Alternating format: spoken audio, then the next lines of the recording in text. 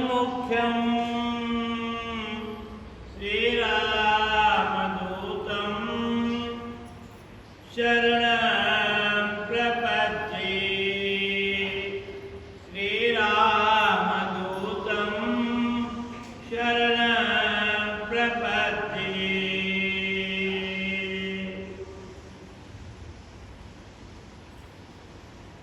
नारायणं नमस्कृत्य नरं चैव नरोत्तमं देवीं सरस्वतीं व्यासं ततो जयमुदीरयेत्।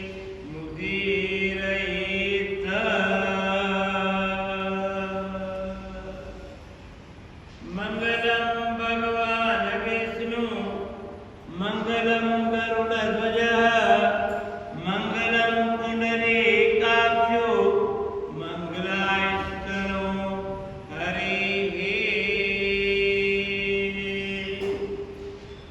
वसुदेवसुतं देवं कंसचाणूरमर्दनं देवकी परमानन्दं कृष्णं वन्दे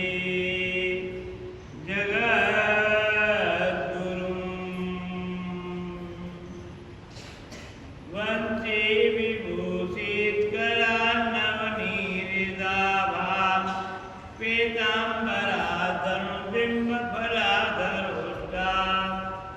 पूर्णेन्दुसुन्दर मुखाधरवीन्द्रनेत्रां कृष्णात् परं किमपि तत्त्वमहं न जाने।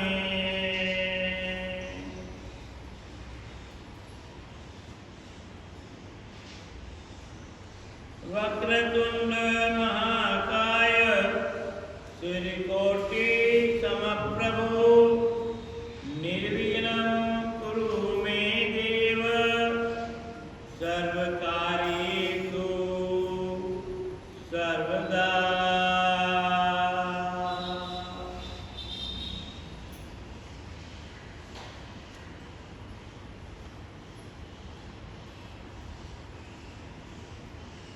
ब्रह्मा मुरारे त्रिपुरान्तकारे बाणो सजीवो विदुतो बुधस्य गुरुः शुक्रः शनिराहुः केतौ सर्वे ग्रहाः कराः शान्तिः भवतु।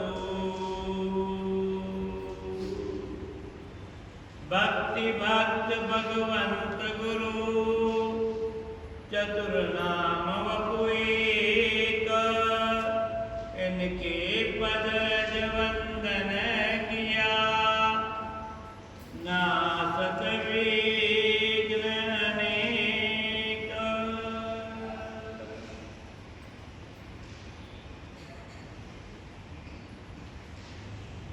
मुखं करोति वाचालं पंगुं लंघयते गिरिं यत्कृपातमहं वन्दे परमानंद माधवम्।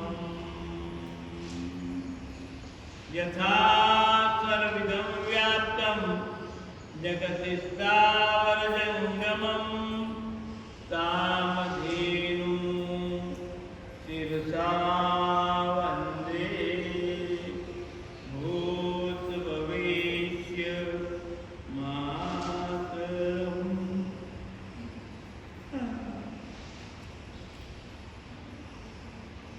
अखिल कोटि ब्रह्मांडाधिनायक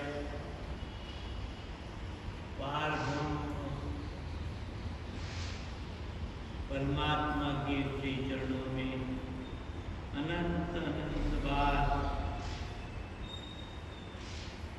कोटिशः प्रणाम निवेदन करते हैं। स्वामी जी श्री रामचंद्र जी महाराज के पावन श्री चरणों में प्रणाम। परम श्री वंदनीय विश्व मंगलकारी, भगवत नाम बख्शीश करने वाले, अध्यात्म ज्ञान प्रदाता सद्गुरुदेव भगवान के श्री चरणों में प्रणाम निवेदन करने के साथ भूत भविष्य वर्तमान तीनों ही युगों के संत महापुरुषों के श्री चरणों में अनंत अनंत बार प्रणाम। ग्रंथ के रचयिता खेड़ापा रामस्नेही संप्रदाय के प्राकट्यकर्ता अनंत विभूषित प्रातस्मरणीय राम भक्ति प्रचारक स्वामी जी श्री रामदास जी महाराज की श्री चरणों में बारंबार प्रणाम। उपस्थित भगवत प्रेमी श्रद्धालु भक्तजनों, श्रद्धा वात्सल्यमयी माताओं बहनों, चातुर्मास के इस पवित्र काल में इस पावन धरा संत निवास स्थल पर भगवत कथा और भक्तों की कथा का प्रसंग चल रहा है। कल के दिवस में आप लोगों को महान पतिव्रता नारी इस जगत में जीवन का आधार है तो पति ही है। इस भारतीय नारी की परंपराओं का निर्वाह और प्रेरणा देती हुई ये कथा आपको श्रवण कराई थी। इसी क्रम में रामचरितमानस का बड़ा ही दिव्य मनोहर अनेक जन्मों के पापों को दूर करने वाला, मन बुद्धि चित्त को निर्मल बनाने वाला सती सुलोचना का प्रसंग आप लोगों के सम्मुख वर्णन करने का प्रयास कर रहा हूँ। भाइयों, यह तो सर्वविदित है कि भगवान राम का अवतार ही राक्षसों के संहार के लिए हुआ है।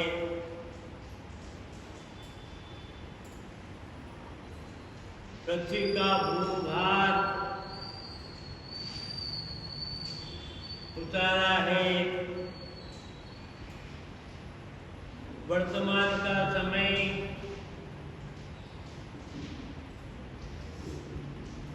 कलयुग का चल रहा है। इस कलयुग में पाप बल बढ़ रहा है, पुण्य बल घट रहा है, धर्म के प्रति लोगों में दूरियां बढ़ रही हैं और अधर्म के आचरण को ही वह धर्म मान लेते हैं। इसी क्रम में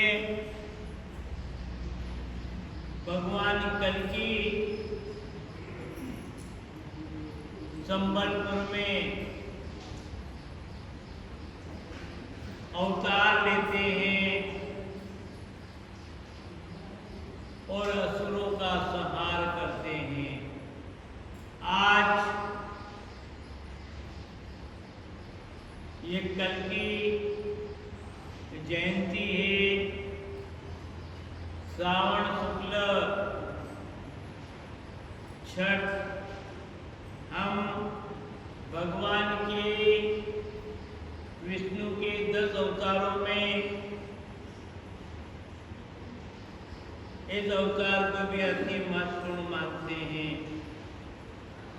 कल्कि जयंती के पावन अवसर पर भगवान विष्णु के श्री चरणों में बारंबार प्रणाम करते हैं, नमन करते हैं। आइए समय समय में परमात्मा जब जब हो धर्म की हानि,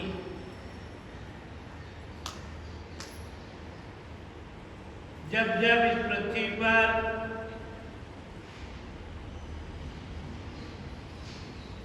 धर्म का नुकसान होता है,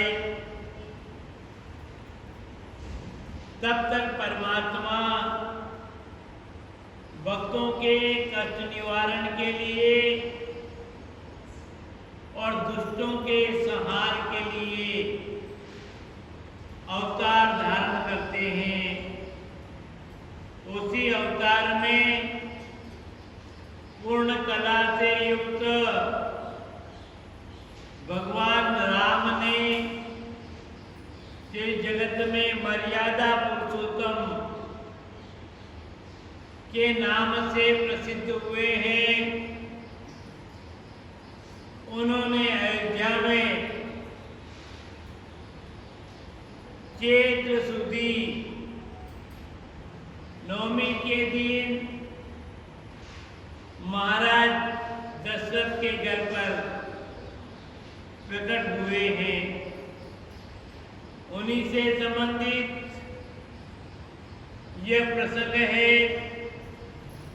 रावण जैसे, मेघनाद जैसे, कुंभकर्ण जैसे महाबलियों का संहार करने के लिए आपका प्राकट्य हुआ है। भाइयों, कथा मिलती है सती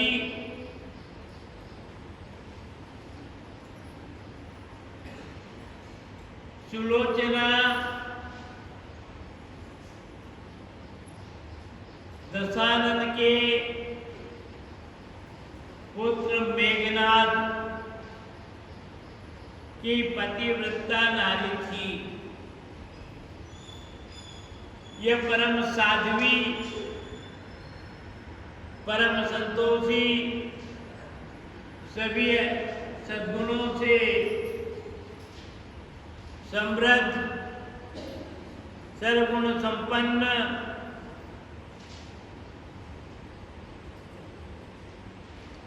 महिला थी और इसी कारण उस महिला से प्रभावित होकर के मेघनाद ने भी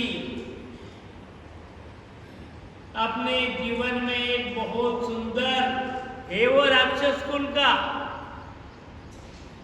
उसके पिताजी का चरित्र अलग है,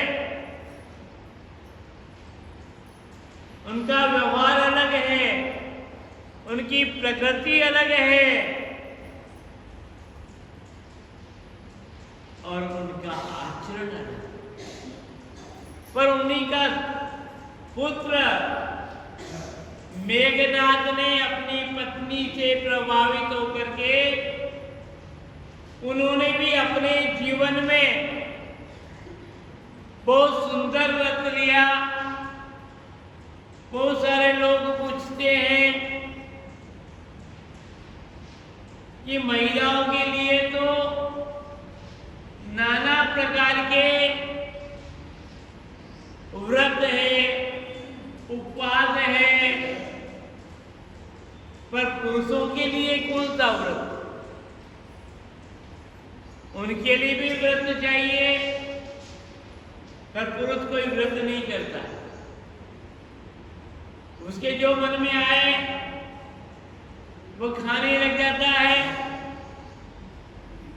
वो अपने आप को पुरुष प्रधान मानता है। पर भाइयों, पुरुषों के लिए भी हमारे शास्त्रों ने एक विधान दिया है, एक नियम दिया है, और एक संकल्प दिया है।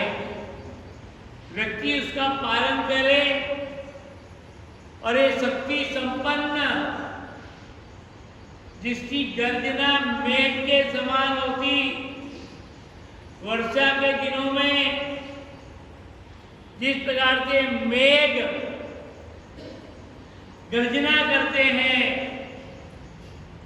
उसी प्रकार उसकी आवाज में भी गर्जना घोषित होती। और देवराज इंद्र को भी इसने अपने बाहुबल, अपने पराक्रम, अपने युद्ध की चातुर्यता से और अपनी शक्ति संपन्नता से देवराज इंद्र को भी पराजित कर दिया। जगत में इसका एक नाम इंद्रजीत के नाम से भी प्रसिद्ध हुआ है। बहुत कम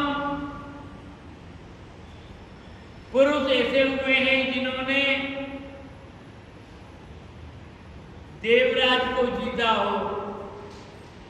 और फिर धर्म का आचरण करने वाले तो करते ही हैं, पर राक्षस कुल में जन्म लेने वाला, उसने देवराज इंद्र को जीत लिया और सभी ने मिलकर के उसका एक नाम रख दिया, इंद्रजीत।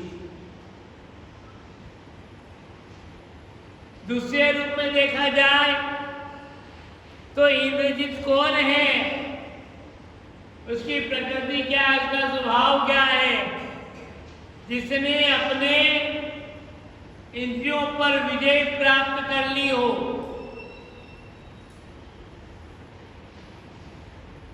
वह इंद्रजीत कहलाता है।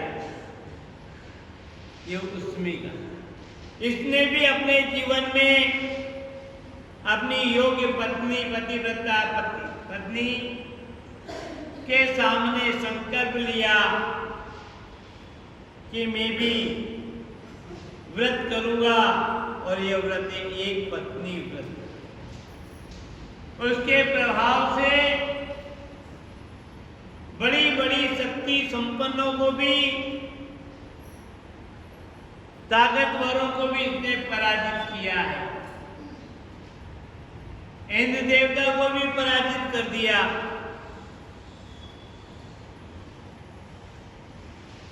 और यह मेघनाथ अपने पत्नी के सद्गुणों से इतना प्रभावित था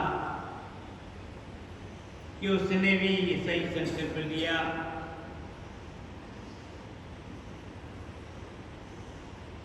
जिस प्रकार से पतिव्रता स्त्री अपने पति के अलावा किसी पुरुष का चिंतन नहीं करती, ध्यान नहीं देती, वह कितने ही संपन्न हो, समृद्ध हो, कितने गुणों वाला हो, पर उसके लिए तो तुच्छ है।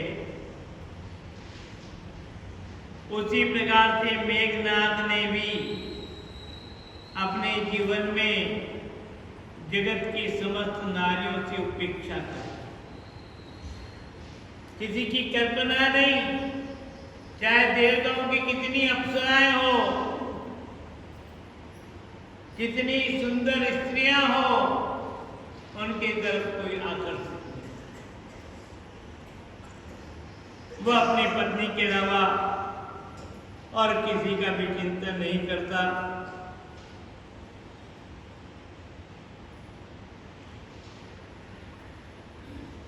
ऐसा महान अद्वितीय रावण पुत्र मेघनाथ था। यह महावृतधारी और वीर संसार में अद्वितीय यति सुमित्रा नंदन लक्ष्मण जी से युद्ध करते हुए संग्राम में मारा गया।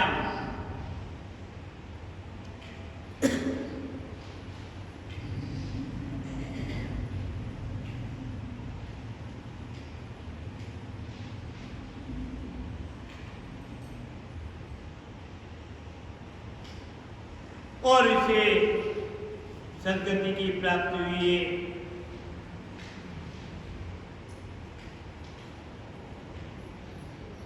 जिस समय लक्ष्मण जी मेघनाथ से युद्ध के लिए जाते हैं, उस समय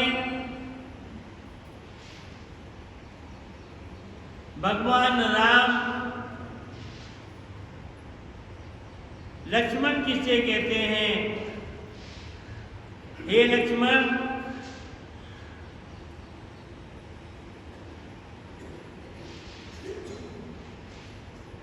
तुम युद्ध में महापराक्रमी रावण के पुत्र मेघनाथ का वध करोगे ही करोगे, ऐसा मेरा विश्वास है। तुम यति हो, सैमी हो, निद्राजीत हो और कभी तुमने वनवास काल में अन्न का उपयोग नहीं किया है। इतनी कठोर तुम तपस्या तुमने की है।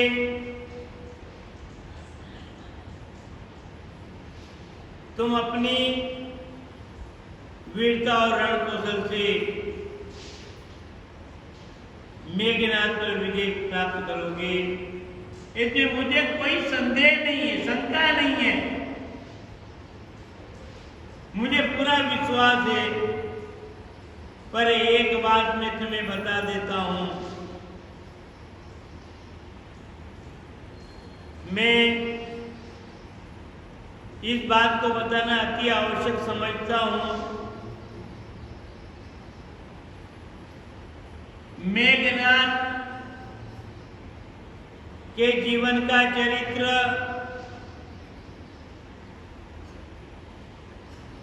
एक नारी व्रत का पालक है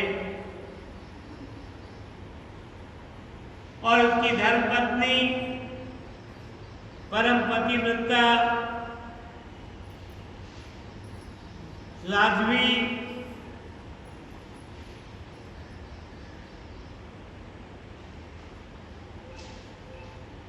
पत्नी के पति का मस्तक युद्ध में यदि भूमि पर गिर जाएगा, ध्यान देना, यदि भूमि पर गिर जाएगा तो वह हमारी सारी सेना ध्वंस हो जाएगी। जिस लक्ष्य को लेकर के हमने लंका पर चढ़ाई की है, रावण का संहार करने का संकल्प लिया है, वो अपूर्ण रह जाएगी। हमारी समस्त सेना समाप्त हो जाएगी। इतना भी ध्यान रखना, कि यदि तुम युद्ध करते हो तो मेघनाद का सिर पृथ्वी पर गिरना नहीं चाहिए। अब कोई मरेगा तो धड़ और सिर तो नीचे ही गिरेगा ना। पर कितनी कठिन परीक्षा है, कितनी महत्वपूर्ण बात है।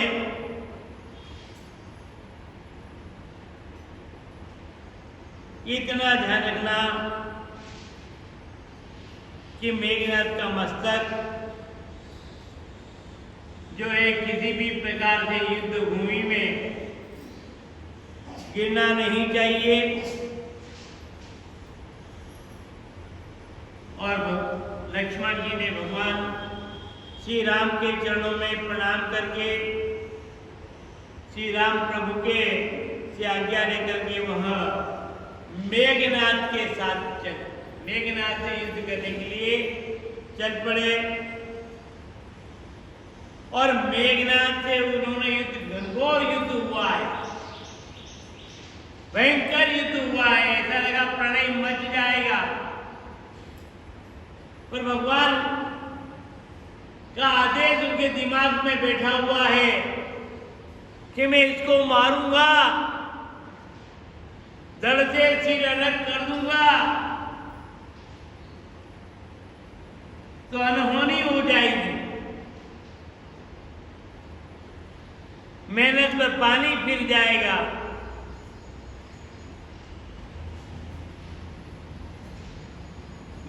और लक्ष्मण जी ने अपने बड़े प्रखर और तेज तीक्ष्ण बाणों से मेघनाद का सिर उतारा।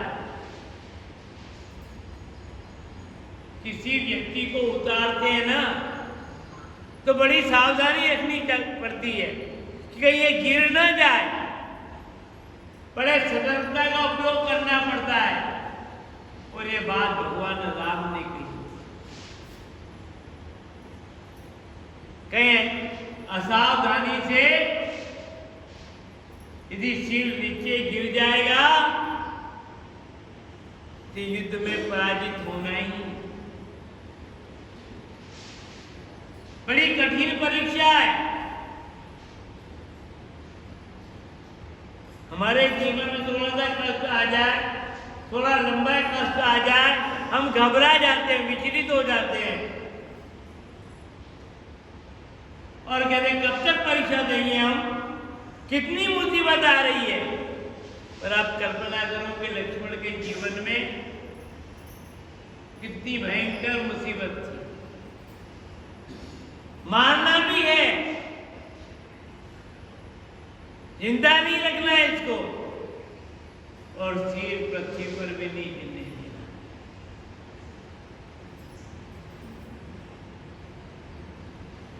और उन्होंने लक्ष्मण जी ने अपने प्रखर तेज तीक्ष्ण बाणों से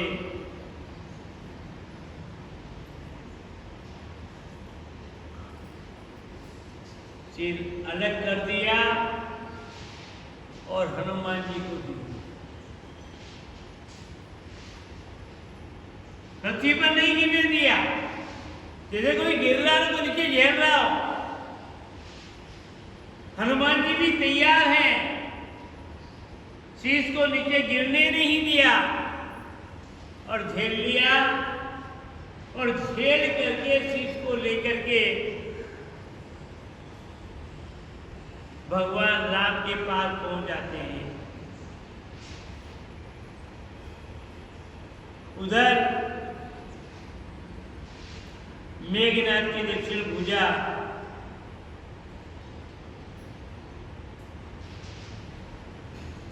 शरीर से अलग हुई और वह आकाश मार्ग से शीश तो हनुमान जी ने ले लिया। जैसे किसी पक्षी आकाश मार्ग से उड़ता है, उसी प्रकार से दक्षिण भुजा जिम्ना हाथ कट करके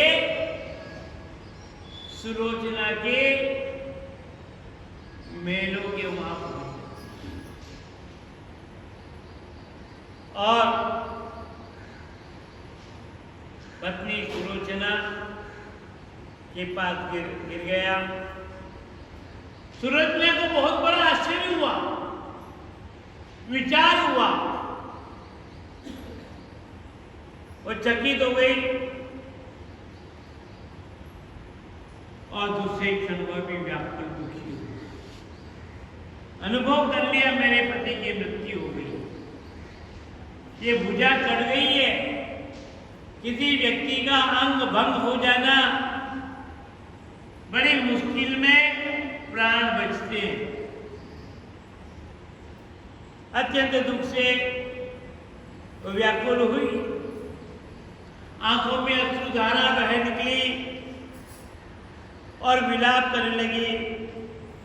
पर उसने भी देखना कितनी कठिन परीक्षा है, कितनी सूक्ष्मता है। हम धर्म की सूक्ष्मता को कभी समझ नहीं पाते। पातिव्रत्य की धर्म की सुरक्षा रखना है। भुजा नीचे आ गई, महलों में गिर गई, पर उसने उस भुजा का स्पर्श नहीं किया। करुण क्रंदन कर रही है, रो रही है, पर स्पर्श नहीं किया। कदाचित ये माया हो, मेरे साथ धोखा हो जाए, ये भुजा और किसी पुरुष की हो, मैं इसको छू लूंगा तो मेरा पातिव्रत्य धर्म नष्ट हो जाए। इसलिए उसने विलाप किया, रोई है, व्याकुल हुई है, अश्रुधारा बह निकले हैं। फिर भी विवेक से वह कहती है कि आप, ये संभव है, वर्णन करें, जो कुछ है आप इस भुजा से लिख दें। मुझे विश्वास नहीं है, मुझे भरोसा नहीं है कि मेरे ही पति की भुजा है। आप लिखें। अपनी दासी से कहा, कलम लाओ, दवात लाओ, कागज लाओ और इस भुजा के हाथ में दे। यह जब तक भुजा अपने हाथ से नहीं लिखेगी तब तक मैं कभी अपने पति को मृत नहीं मानूंगा। साक्षी यही दे। और यदि मैं छू लेती हूं तो मेरे को पुरुष के छूने का दोष लगेगा। और उसने भुजा से कहा कि यदि आप मेरी भुजा, स्वामी की भुजा है, तो मेरे पातिव्रत्य की शक्ति से आप तो निर्जीव हो गए, निष्प्राण हो गए। इस भुजा में अब कोई ताकत नहीं रही, शक्ति नहीं रही, पर मेरी शक्ति है ना, मेरा पावर है। आप मेरे पातिव्रत्य धर्म की शक्ति से युद्ध का सारा वृत्तांत लिखो, पूरा वर्णन करो आप, मैं उसको पढ़ूंगी, उसके बाद ही विश्वास करूंगा। और दासी ने लेखनी, दवात और कागज दिया। खुद ने नहीं दिया, दासी से दिलाया है।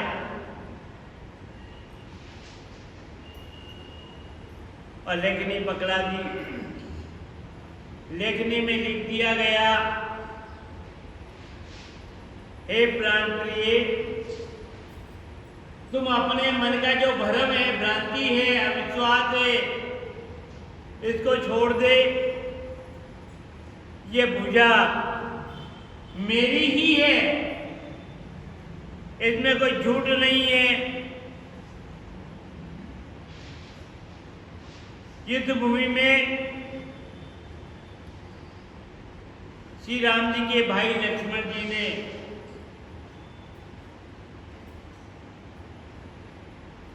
मेरा घनघोर युद्ध हुआ है। लक्ष्मण जी ने कई वर्षों से पत्नी, भोजन और किसी भी व्यक्ति की निंदा, कितनी महत्वपूर्ण बात कही गई है।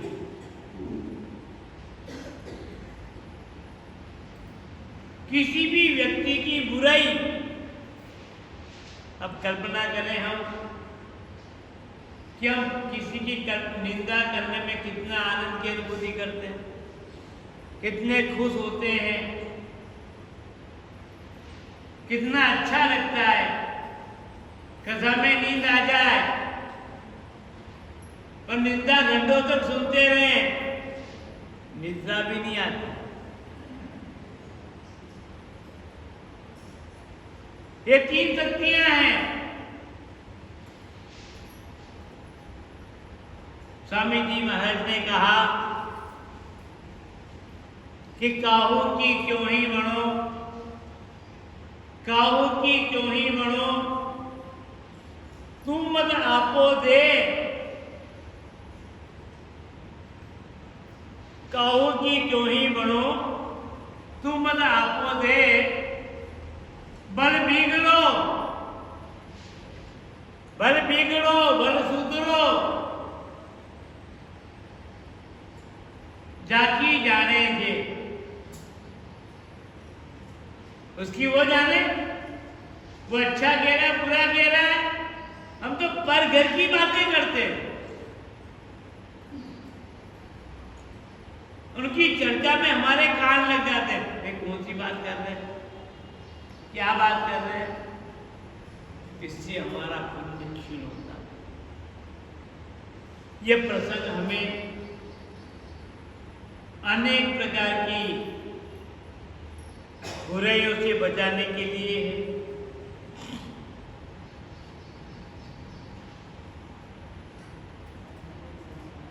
इसलिए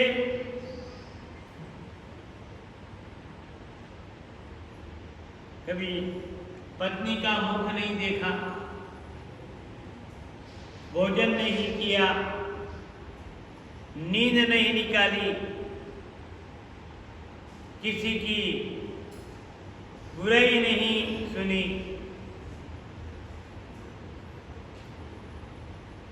उस लक्ष्मण के साथ मेरा घनघोर युद्ध हुआ। वे परम तेजस्वी, निष्प्रेही और दयालु, बहुत जल्दी करुणा पैदा हो जाती है। हम मानते कि लक्ष्मण जी उग्र स्वभाव के, उग्र स्वभाव के, पर यह अपने पति का वध करने वाली नारी कह रही है,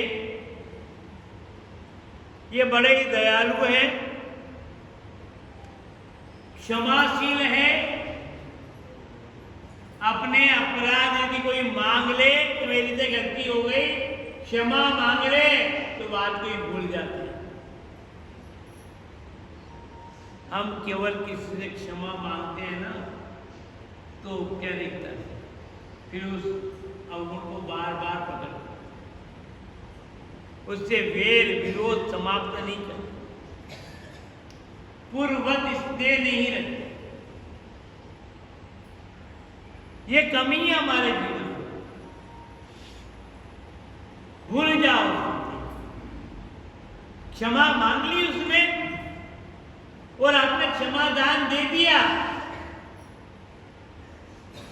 फिर काहे की लड़ाई, फिर काहे का वेर, फिर काहे का विरोध, फिर काहे की वैमनस्यता, फिर काहे की कटुता, फिर कौन से उसके अवगुण को, पुराने अवगुण को देखना और वर्णन करने कि मेरे साथ ऐसा किया था, ऐसा किया था, ऐसा किया था। अरे उसने माफी मांग ली ना, भूल जाओ उस बात को। और संयम, सत्य और जितने भी देवी देवता हैं उन सभी का सम्मान करने वाले,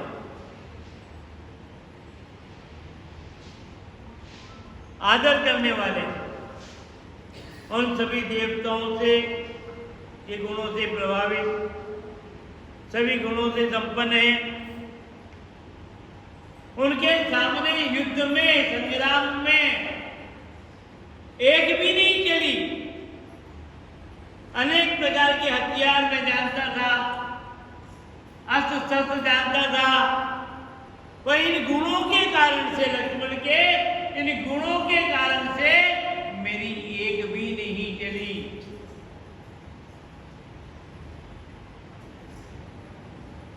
और अंत में उन्होंने बाणों से मेरे को विद्ध कर दिया, बाणों का प्रहार किया, मेरे प्राणांत हो गया। और देखो, याद करो, मेरा जो शीश है ना, वो युद्ध के मैदान में नहीं है। मेरा शीश युद्ध के मैदान में नहीं है। तुम कदाचित यह विचार कर लो कि चलो मुझे सती होना है, मैं युद्ध के मैदान में जाकर के मेरे पति के सिर का तलाश करूं और उनके साथ बैठ करके मैं भी अग्नि में समर्पित हूं।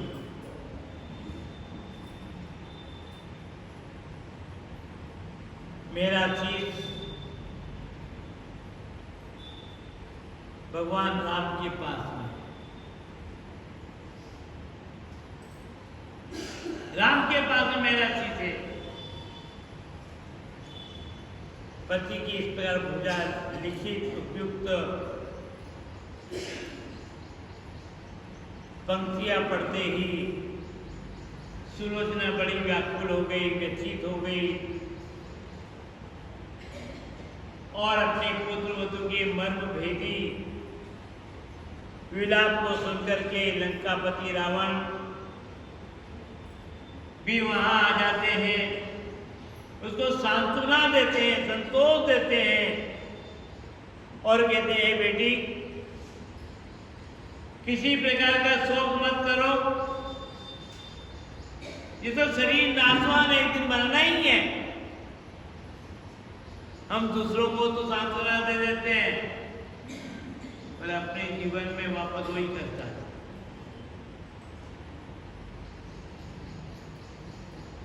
और देख, मैं तेरे से कहता हूं, जिसने तेरे पति की हत्या की है, मार दिया है, शीश काट दिया है, प्रातः काल होते ही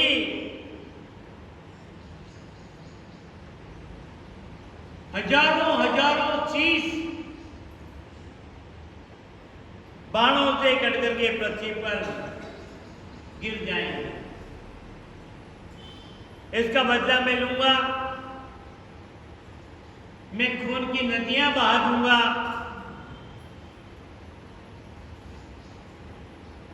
अपना करुण चित्कार करती हुई सुलोचना ने कहा,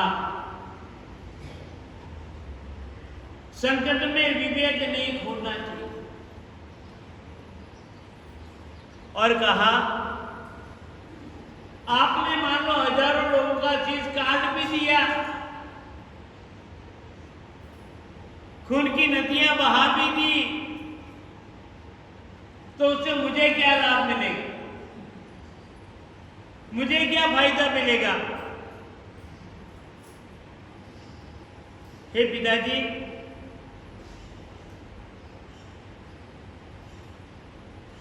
हजारों क्या करोड़ों शीश भी मेरे स्वामी के शीश के अभाव की पूर्ति नहीं करते।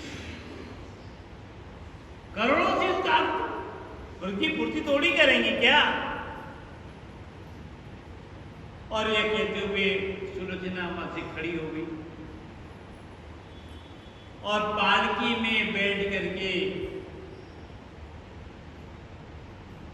सीतापति भगवान राम के पास चले।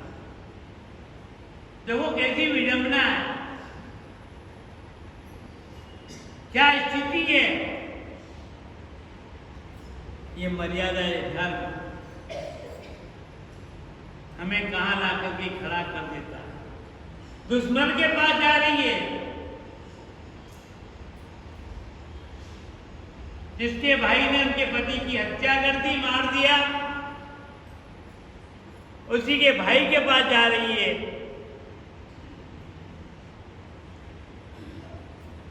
भगवान राम ने भी जब सुना, सुलोचना आ रही, मां सती नारी आ रही है, वो खड़े हो जाते, आंखों में अश्रुधारा।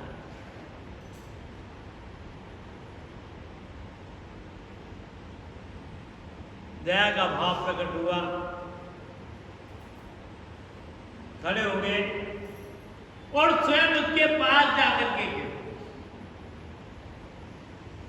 वो तो विजेता है ना, हारने वाले को पास में जाना चाहिए, विजेता को हारने वाले के पास जाने का जरूरत। उस नारी का सम्मान, और जाकर के बोले, हे देवी, तुम्हारे पतिदेव सर्वश्रेष्ठ योद्धा थे, उनमें हजारों सद्गुण थे, परंतु विधि की लिखी हुई बात को टाला नहीं जाता।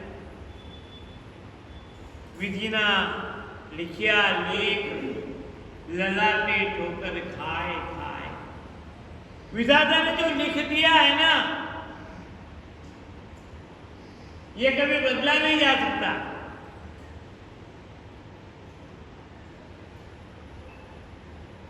और ये परम पराक्रमी थे, उनमें अनेक प्रकार के सद्गुण थे। दुश्मन की भी प्रशंसा करना, विरोधी की भी प्रशंसा करना, ये गुण, उसकी अच्छाइयों का वर्णन करना चाहिए। केवल बुराई बुराई नहीं देखना है, अच्छे सद्गुण भी देखना चाहिए। विधिवत्ता ने जो लिखा है वो मेटा नहीं जा सकता है। आज तुम्हें इस रूप में देख करके मेरे मन में बहुत पीड़ा हो रही है। तुम्हारी जो इच्छा हो, जो भावना हो, वह तुम मुझसे मांग लो, जो भी तुम्हारी इच्छा हो। इस पीड़ा से मैं भी दुखी हूं, मैं कोई प्रसन्न नहीं हुआ, मेघनाथ की मृत्यु से मैं कोई प्रसन्न नहीं हुआ, क्योंकि सद्गुणी व्यक्ति संसार। जिस समय भाइयों महाभारत का युद्ध चल रहा था,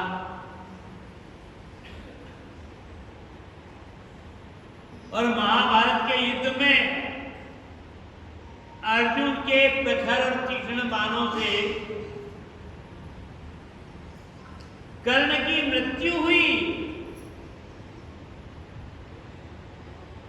अर्जुन का रथ चलाने वाले परम पराक्रमी तेजस्वी साक्षात विष्णु के अवतार भगवान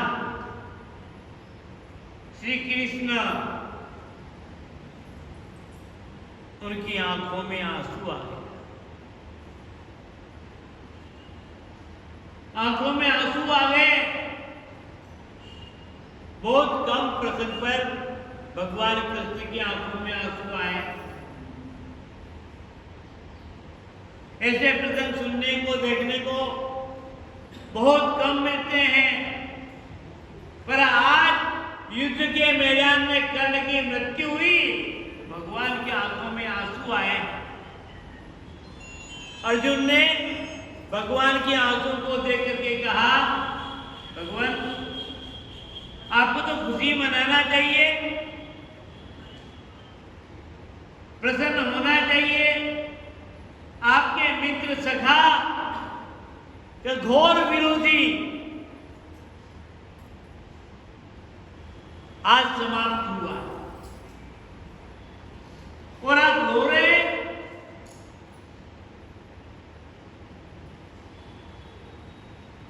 दुश्मन मारा गया, खुशी मनाना चाहिए ना। छोटे मोटे बात में सफलता मिल जाती है तो कितने प्रसन्न होते हैं, कितने खुश होते हैं। और आप रो रहे। भगवान कृष्ण ने कहा, अर्जुन कर्ण मारा गया, अर्जुन का विरोधी समाप्त हुआ, इसकी खुशी नहीं पर मुझे दुख इस बात का है कि पृथ्वी से दानवीर कर्ण चला गया।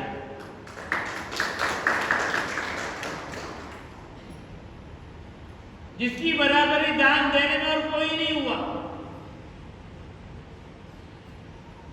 मैं देखने जाता हूं, घायल अवस्था में समर भूमि में कर्ण पड़ा हुआ है। लीला पुरुषोत्तम ने लीला की, ब्राह्मण का रूप बनाया, अर्जुन को बालक बनाया और युद्ध के मैदान में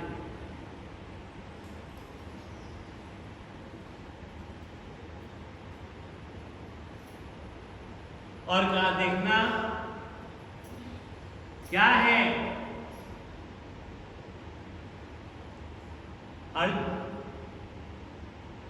कर्ण घायल अवस्था में है, अंग अंग टूट रहा है, दर्द के मारे क्षुब्ध है और पहुंच गए कर्ण के पास में। विषम परिस्थिति है,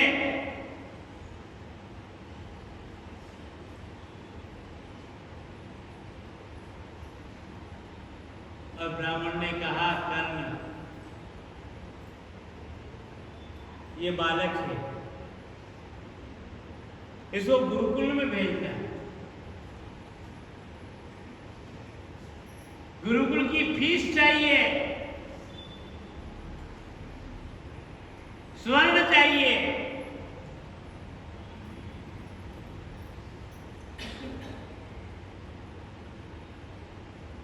मुझे स्वर्ण। अब स्वयं असहाय, कुछ भी नहीं पास में,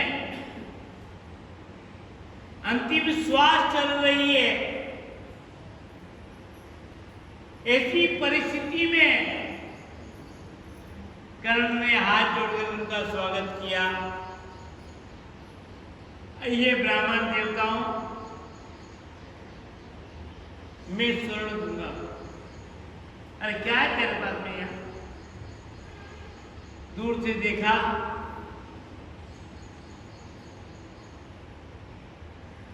एक पत्थर पड़ा था।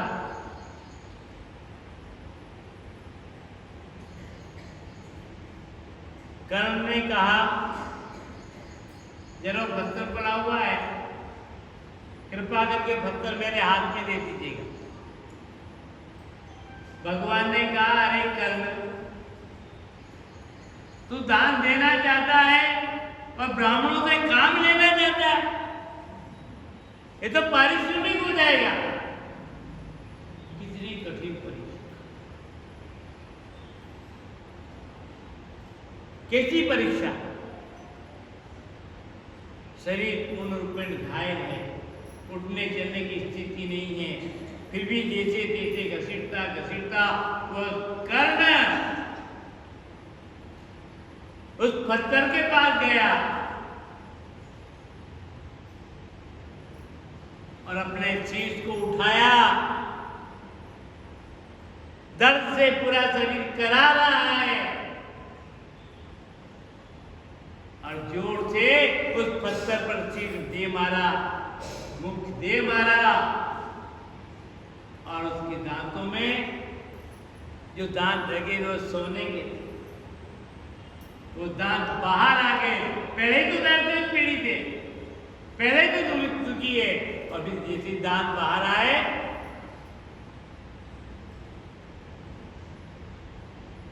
लीजिएगा। राम राम, ये तो रक्त रंजित है, खून से भरे हुए हैं, ऐसा दान नहीं लेते हम। कितनी परीक्षा, कैसी कैसी परीक्षा है।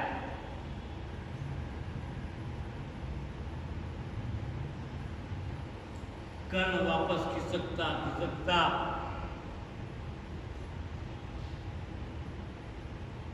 अपने धनुष बाण के पास, चलने की क्षमता नहीं है फिर भी हिम्मत है और धनुष बाण से पृथ्वी पर चलाया। जल की धारा बाहर आ गई, कर्ण गंगा प्रकट हुई और जो दांत खून से सने हुए थे उनको धोया और धोकर के कहा प्रभु लीजिए। अर्जुन ने कहा प्रभु बहुत बस बस बस, इससे आगे नहीं बढ़े आप, क्षमा चाहूंगा। आपकी आंखों के आंसू सही थे, वास्तव में मैं पराक्रमी हूं, मैं शस्त्रज्ञ हूं, धनुर्धारी हूं, पर कर्ण की बराबर वीर नहीं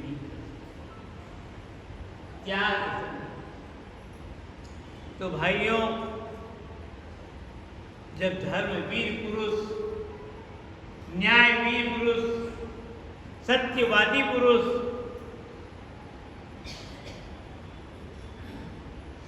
परोपकारी पुरुष इस संसार से जाते हैं ना, भगवान की भी आंखों में आंसू ऐसी अद्भुत कथा है। भाइयों, सुलोचना ने शीश मांगा है,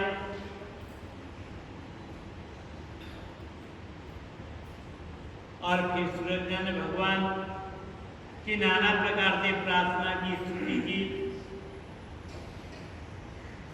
और भगवान ने बीच में कहा, हे सुलोचना, मुझे इतना लज्जित मत करो, मैंने कोई तुम्हारे पति के साथ न्याय नहीं किया, इसमें न्याय नहीं किया। तुम्हारे जैसे पति वृद्धा नारी के पति को समाप्त कर दिया है। तुम्हारी पतिव्रता की महिमा अपार है, उसकी शक्ति की तुलना नहीं की जा सकती। ब्रह्मा विष्णु महेश समस्त सूर समुदाय भी सब एक हो जाए पर पतिव्रता की शक्ति की तुलना नहीं की जा सकती है। सुलोचना तो पतिव्रता है, परम सती है, पति में तेरा अनुराग अनुरक्ति है और अपूर्व भक्ति है। तुम्हारी शक्ति से पूरा संसार थर्राता है, मैं तेरी क्या सेवा करूं, तेरा कौन सा मनोरथ पूर्ण करूं, शीघ्र बताओ।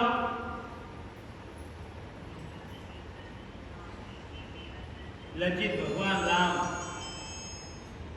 सुलोचना का दीप्तिमय आनंद निहारने लगे, देखने लगे। उनकी आकृति में दया टपक रही थी। परम सुशीला सुलोचना ने बड़े ही धीमे स्वर में राघव से कहा, सती होने के लिए पतिदेव का मस्तक लेने के लिए मैं आपके पास में आया।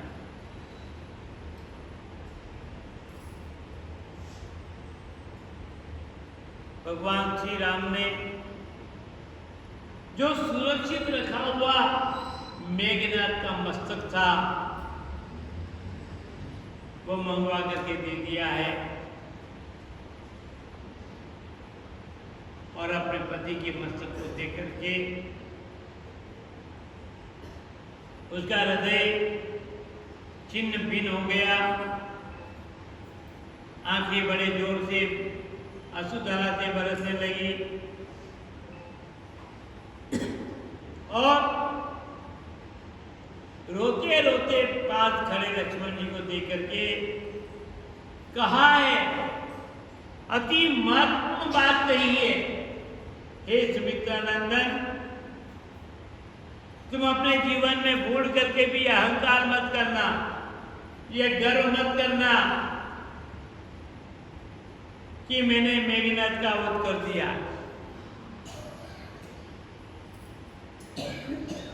ऐसा विचार मन में मत लाना।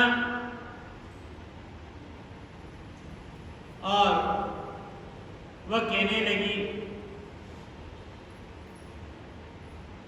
मेघनाथ को धराशायी करने की शक्ति विश्व में किसी के पास नहीं है।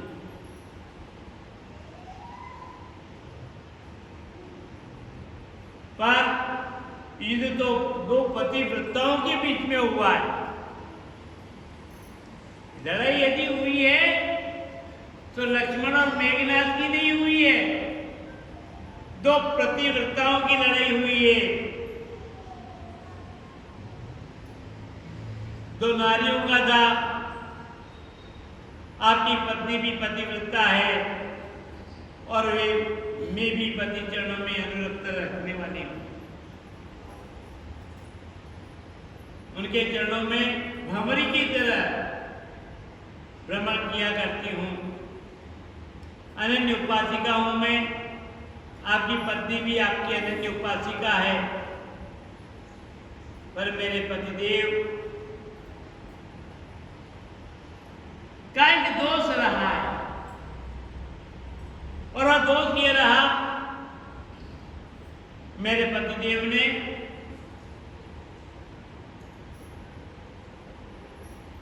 पतिव्रता नारी के अपहरण करने वाले पिता का अन्न खाया।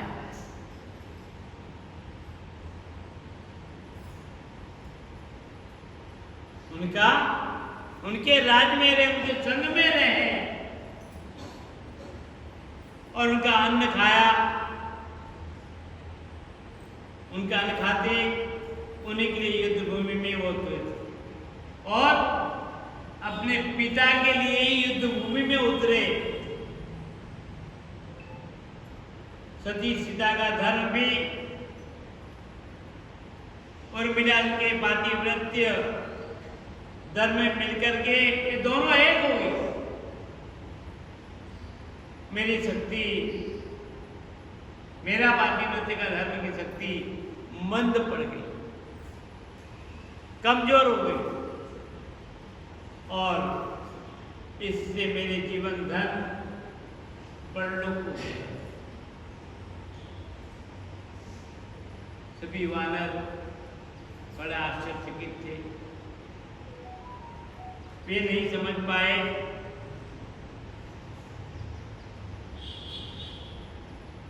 और मन में विचार करते को कैसे पता लगा कि मेघनाथ का शीश राम के पास है और ये यहां कैसे आ गई। पूछा, सुग्रीव ने पूछा, तुम्हें पता कैसे लगा। सुलोचना ने कहा, मेरे पति की दाहिनी भुजा मेरे महल में आकर उसने लिख करके संपूर्ण वृत्तांत बताया।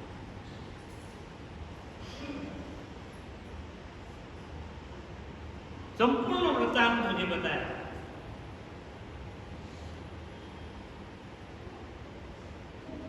तब सुग्रीव के मन में थोड़ी हंसी आई, व्यंग आया और व्यंग भरे शब्दों में सुग्रीव बोले, भला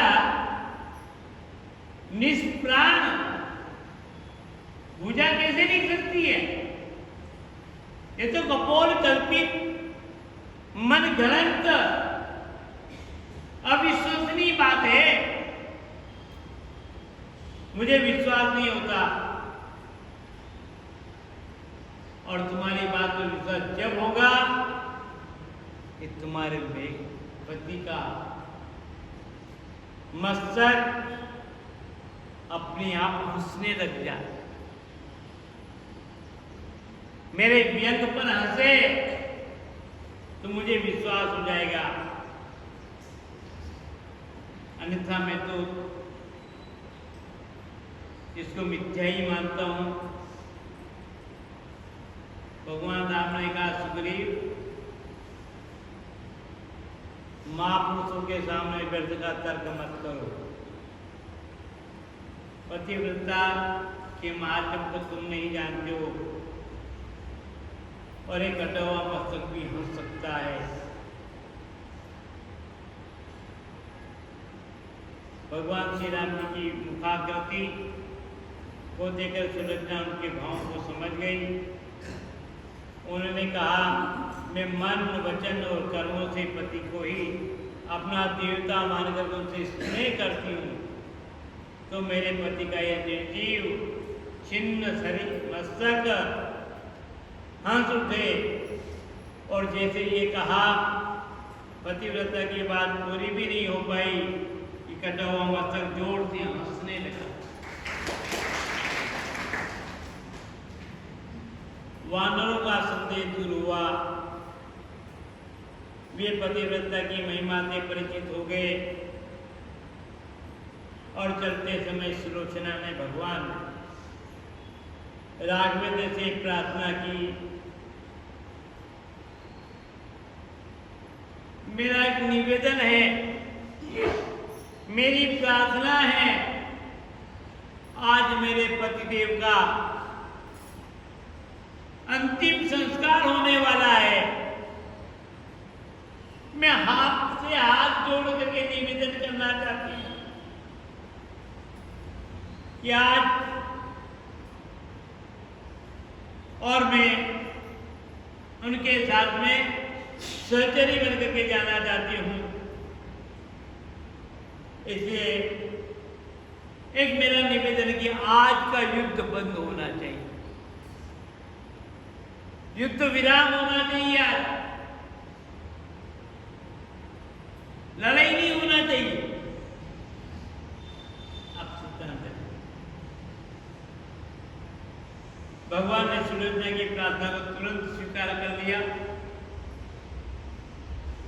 और स्वीकार करने के बाद पति प्रेम से निरंतर सुलोचना पति का मस्तक लेकर के समुद्र के तट पर चली गई। चंदन की चिता तैयार की गई। ददकती अग्नि में सुलोचना ने भी बिना कोई विलंब किए पति लोक के लिए प्रस्थान कर दिया, और नारी जगत में, पूरे विश्व में